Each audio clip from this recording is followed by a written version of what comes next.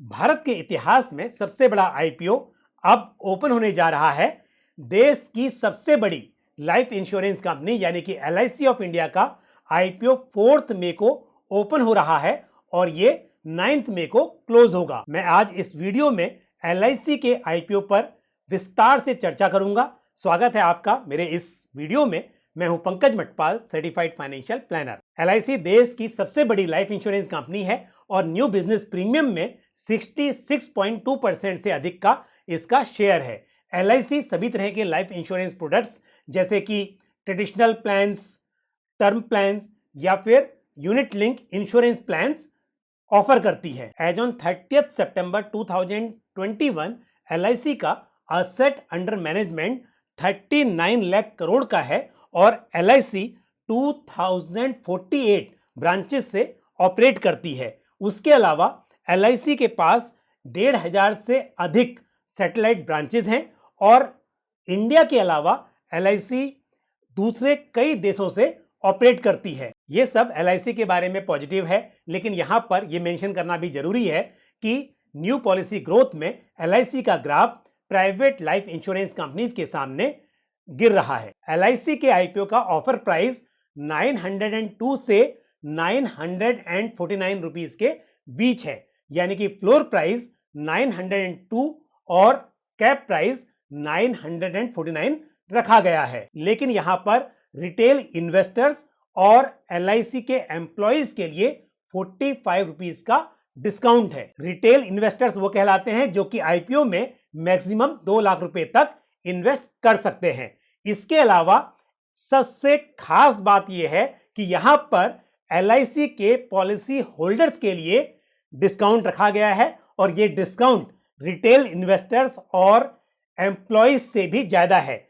यह 60 रुपीस पर शेयर है। तो इस डिस्काउंट के साथ यदि हम ऑफर प्राइस देखें तो कैप प्राइस से पॉलिसी होल्डर्स के लिए यह प्राइस होगा 889 और रिटेल इन्वेस्टर्स और एलआईसी के एम्प्लॉइज के लिए यह प्राइस हो जाएगा 904। यहां पर लॉट साइज 15 का है, यानी कि एक रिटेल इंडिविजुअल इन्वेस्टर मिनिमम एक लॉट यानी कि 15 शेयर्स के लिए अप्लाई कर सकता है और मैक्सिमम 14 लॉट्स यानी कि 210 शेयर्स के लिए अप्लाई कर सकता है। तो रिटेल इंडिविजुअल इन्वेस्टर्स के लिए एक लॉट का प्राइस होगा 14,235 और 14 लॉट्स का प्राइस होगा 1,99,290 रुपीस। आप आईपीओ में असबा के थ्रू अप्लाई कर सकते हैं, यानी कि आप जो अमाउंट इन्वेस्ट करते हैं वो आपके अकाउंट से इमीडिएटली डेबिट नहीं होता है, बल्कि वो ब्लॉक कर दिया जाता है। अलॉटमेंट की डेट 12 मई है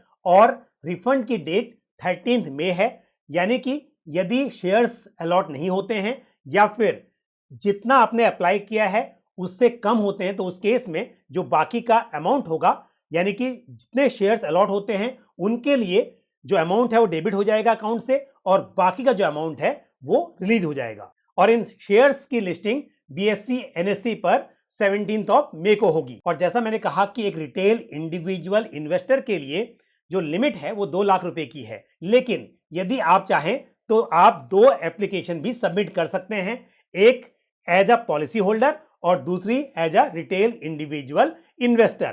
तो यहां पर आपको इस आईपीओ में शेयर्स अलॉट होने के चांसेस और भी बढ़ जाते हैं। लेकिन ध्यान रहे कि इस आईपीओ में as a policy holder apply करने के लिए वही पॉलिसी होल्डर्स एलिजिबल होंगे जिन्होंने अपनी पॉलिसी को अपने पैन के साथ 28 फेब तक लिंक कर दिया था। और अब यदि बात करें वैल्यूएशन की तो फाइनेंशियल ईयर 2021 में एलआईसी की अर्निंग पर शेयर रही है 4.70, जबकि फाइनेंशियल ईयर 2020 में ये थी 4.29 और उससे पहले फाइनेंशियल ईयर 2019 में ये रही थी 4.15। और इस हिसाब से यदि हम फाइनेंशियल ईयर 2021 की जो अर्निंग पर शेयर रही है उस हिसाब से इसका पी देखें, यानी कि प्राइस अर्निंग रेशियो, तो वो बनता है 202। यानी कि इसका मतलब यह हुआ कि 1 रुपये की अर्निंग के लिए इन्वेस्टर्स 202 रुपीस पे कर रहे हैं। जबकि यहां पर यदि मैं इंडिया की दूसरी लिस्टेड लाइफ इंश्योरेंस कंपनीज की बात करूं तो आईसीआईसीआई प्रूडेंशियल लाइफ इंश्योरेंस का पीई है 98 के आसपास, वहीं एचडीएफसी लाइफ इंश्योरेंस का पीई 92 है और एसबीआई लाइफ इंश्योरेंस का पीई 71 के पास है। तो इस हिसाब से डेफिनेटली एलआईसी का पीई काफी ज्यादा है। और यदि हम सेक्टर का एवरेज पीई देखें तो वो 50 के आसपास है और उस हिसाब से एलआईसी का शेयर थोड़ा एक्सपेंसिव है। अब सवाल यह है कि क्या इन्वेस्टर्स को बढ़ चढ़कर एलआईसी के आईपीओ में पार्टिसिपेट करना चाहिए या नहीं। जैसा मैंने शुरुआत में कहा कि एलआईसी देश की सबसे बड़ी लाइफ इंश्योरेंस कंपनी है, उनके नंबर ऑफ एजेंट्स बहुत ज्यादा हैं और इस हिसाब से उनकी रीच देश के कोने कोने में है। आप देखेंगे कि इंडिया में ऑलमोस्ट हर घर में आपको एक या एक से ज्यादा एलआईसी की पॉलिसीज मिल जाएंगी और साथ ही यहां पर रिटेल इंडिविजुअल इन्वेस्टर्स और एलआईसी के पॉलिसी होल्डर्स के लिए अच्छा खासा डिस्काउंट ऑफर किया गया है।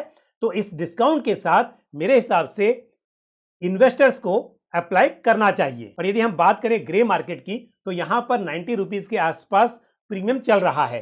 तो यदि हम 90 रुपीज के ग्रे मार्केट प्रीमियम की बात करें और साथ ही 60 रुपीज का पॉलिसी होल्डर के लिए जो डिस्काउंट दिया गया है तो 150 रुपीज के आसपास का तो आपको एक प्रॉफिट दिखाई दे रहा है। तो यहां पर लिस्टिंग पर भी थोड़ा गेन होने की उम्मीद है और लॉन्ग टर्म के लिए ये एक अच्छा इन्वेस्टमेंट साबित हो सकता है। और ऐसे रिटेल इंडिविजुअल इन्वेस्टर्स जिन्होंने अभी तक शेयर मार्केट में इन्वेस्टमेंट नहीं किया है लेकिन वो पहली बार इस शेयर से शुरुआत करना चाहते हैं, उनके लिए भी शायद ये एक अच्छा मौका है। लेकिन यदि आप ऐसा सोचते हैं कि आप सिर्फ पहली बार एलआईसी के आईपीओ में पार्टिसिपेट करेंगे लेकिन उसके बाद शेयर मार्केट में इन्वेस्ट करने का आपका कोई प्लान नहीं है, तो मेरे हिसाब से फिर यहां पर इन्वेस्टमेंट करना भी शायद बहुत उचित नहीं होगा। लेकिन ऐसे इन्वेस्टर्स जो पहले से ही इक्विटी मार्केट में इन्वेस्ट करते हैं या फिर ऐसे इन्वेस्टर्स जो अभी तक नहीं करते लेकिन यहां से शुरुआत करना चाहते हैं, उनके लिए भी शायद ये अच्छा मौका रहेगा। तो क्योंकि बहुत सारे नए डीमैट अकाउंट खुले हैं इस एलआईसी के आईपीओ के लिए और मुझे उम्मीद है कि यहां से अब इक्विटी मार्केट में पार्टिसिपेशन और बढ़ेगा। ऐसे निवेशक जो एलआईसी के आईपीओ से शुरुआत करेंगे वो शायद आगे चलकर इक्विटी मार्केट में बने रहेंगे और भी इक्विटी शेयर्स में वो इन्वेस्ट करेंगे। ये जो जानकारी मैंने आपके साथ शेयर की ये सिर्फ एजुकेशनल पर्पस के लिए है और मेरा ऑब्जेक्टिव एलआईसी के आईपीओ को या फिर इक्विटी के किसी भी शेयर को यहां पर प्रमोट करना बिल्कुल भी नहीं है। लेकिन मुझे उम्मीद है ये जानकारी आपको पसंद आई होगी। आप इस वीडियो को लाइक करना और शेयर करना ना भूलें। साथ ही आपको कोई सवाल या सुझाव हो तो आप कमेंट बॉक्स में पोस्ट कर सकते हैं। आज के इस वीडियो में इतना ही। अगले वीडियो में आपसे फिर मुलाकात होगी। अपना ख्याल रखिए। Thank you. जय हिंद।